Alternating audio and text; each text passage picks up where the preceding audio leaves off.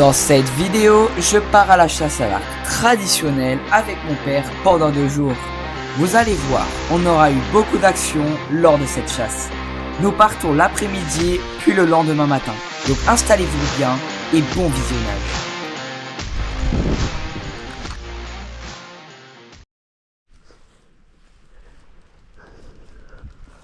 On arrive à 1h et à peine arrivé, je vois un troupeau de biquettes en train de brouter. Il y en a certaines qui sont derrière une barrière et il y en a devant. Bien sûr, je dois tirer que ceux qui sont devant, car sinon ils sont tous sur une autre propriété.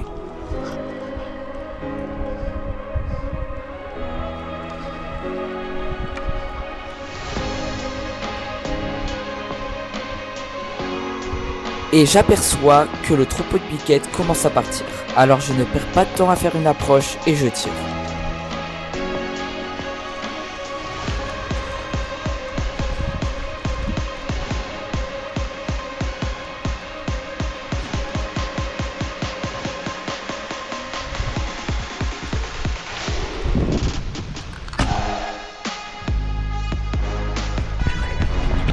Oui, comme vous avez pu le voir, je me lève, un bouc me repère, il se décale et se met de profil. Donc les zones vitales sont à découvert. Je décide de tirer, mais malheureusement je tire beaucoup trop bas. Et pour ceux qui l'ont remarqué, oui, j'ai bien changé mes bois. Je suis passé aux 55 livres, car avant j'avais des 35 livres. Donc en gros, je suis plus puissant que d'habitude, ce qui explique ce tir catastrophique. Bon, après une bonne heure, je repère des dindons en hauteur sur une colline, alors je fais une approche. Mais malheureusement, je les perds de vue et me surprennent à ma gauche. Je fais un tir réflexe, mais je le loupe lamentablement.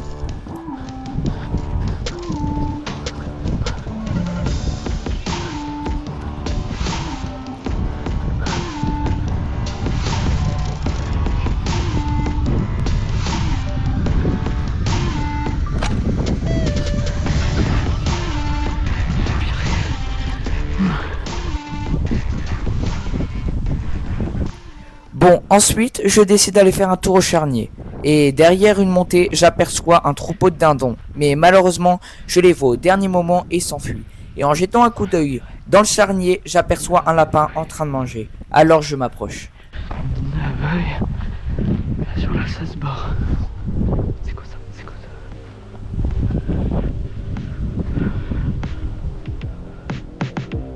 Ok, lapin. Ok, comment je pourrais faire?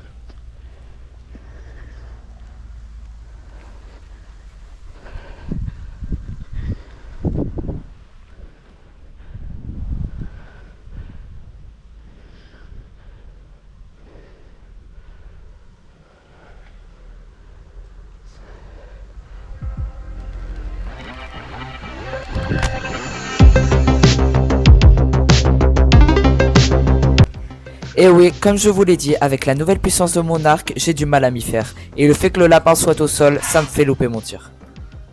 Mais de très peu. Et voilà que la nuit commence à tomber, et en marchant dans ces hautes herbes, je lève une biche qui se dirige droit sur mon père. Mon père le tire en torsion et la loupe. Enfin, c'est ce qu'on pensait. Jusqu'à ce qu'on trouve la première tache de sang.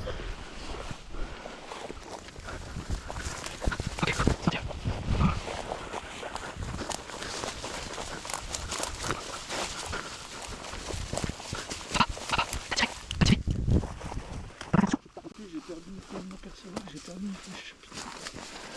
En fait, comment? Ouais, tiens. C'est toi Mais- qui m'as appelé? Sur quoi? Ton téléphone. téléphone? Non. Papa? Oui. T'as pas tiré la biche là. Si, mais comme... Et tu penses elle est partie où? Bon, du coup, il l'a bien touché, mais où, on n'en a aucune idée. Alors on décide de chercher. Prends. Pendant 10 minutes, Ah papa, puis 20, on attend un peu.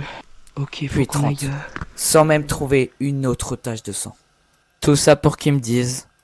On attend un peu. Non, parce qu'on revient demain. Donc demain, on la prendra. Elle peut rester une nuit comme ça. Alors on décide de rentrer et de revenir le lendemain pour mieux la chercher. Puis au retour, on utilisera une autre technique. Mon père lève son arc tous les 10 mètres et il éclaire juste devant nous. Si rien, il éteint. S'il y a quelque chose, on doit tirer rapidement pour ne pas faire fuir l'animal.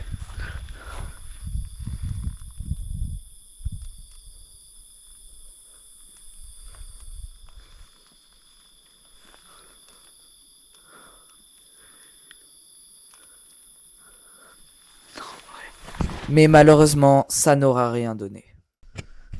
Bon, bah les amis, débrief de cette première après-midi. Donc j'ai eu beaucoup d'actions, moi, franchement. J'en ai eu pas mal comparé à mon père. Et mon père nous a fléché une biche. Donc on a vu les traces de sang, on sait qu'il l'a touché, ça c'est sûr.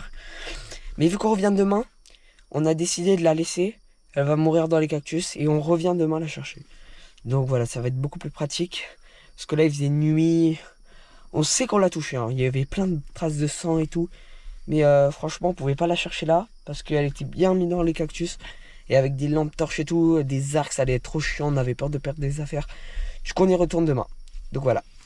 Je vous dis à toutes. Et avant d'entamer le jour 2, je tiens à vous remercier car on a passé les 76 abonnés. Et si toutes les personnes qui regardent cette vidéo peuvent s'abonner, ça serait super. Bon allez, on retourne en vidéo.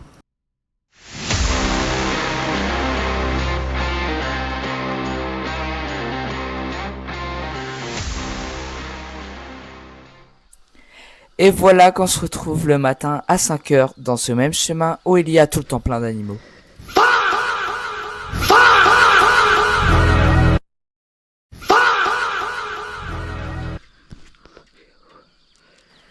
Et bien sûr, je vois une biche en haut de la montagne qui disparaît derrière des buissons. Pensant qu'elle est partie, je décide de continuer d'avancer. Mais qui me surprend quand je commence à regarder devant moi, oui, c'est bien cette biche que j'ai vue il y a 2 secondes. Sans réfléchir, je me baisse et je ne bouge plus. Elle doit être à une trentaine de mètres et elle semble me venir dessus.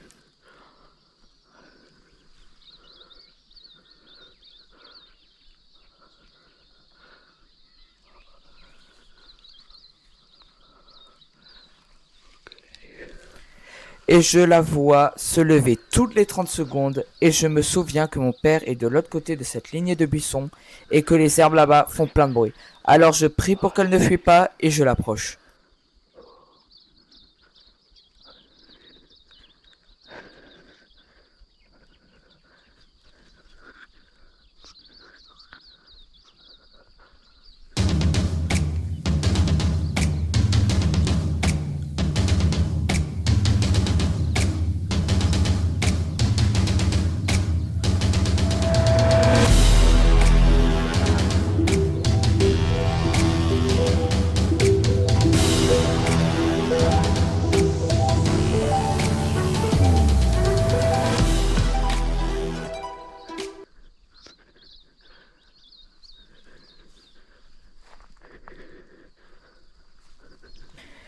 Mais malheureusement, je l'avais prédit. Mon père fait trop de bruit et la fait fuir. Tac. Et après cette action, on décide d'aller retrouver cette biche que mon père a tirée hier soir. Oh, let's go, ça rejoint un chemin. Là, il y avait du sang, donc là, il devrait en avoir. Là, c'est cassé. Ouais, on pourra accéder là-bas. Ok, sang ici.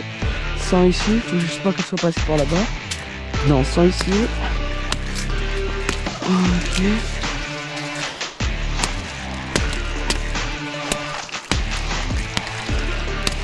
Ok. Fais attention parce que là, il y en a pas.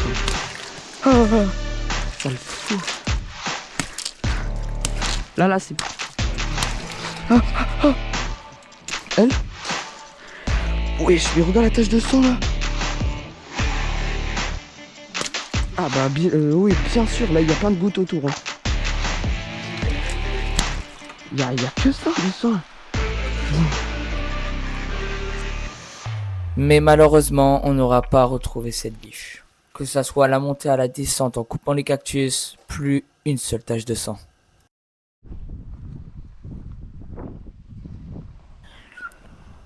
Bon, il doit être 10 heures, les biquettes sont en train de descendre de la montagne, mais j'ai fait une approche et je les ai fait fuir. Et en venant me balader, je vois un troupeau de dindons. Mais malheureusement, ils m'ont vu avant que je les voie. Ou voudrais-je dire plutôt une avant-dernière action, parce que là, il me reste une dernière action au charnier avec un dindon. Ou plusieurs plutôt. Bon, évidemment, je l'ai bien loupé. Ils étaient assez loin, ils devaient être à 25 mètres, en plus de ça, chez des dindons, donc c'est assez petit et trouillard. Mais malheureusement, je les loupe bien.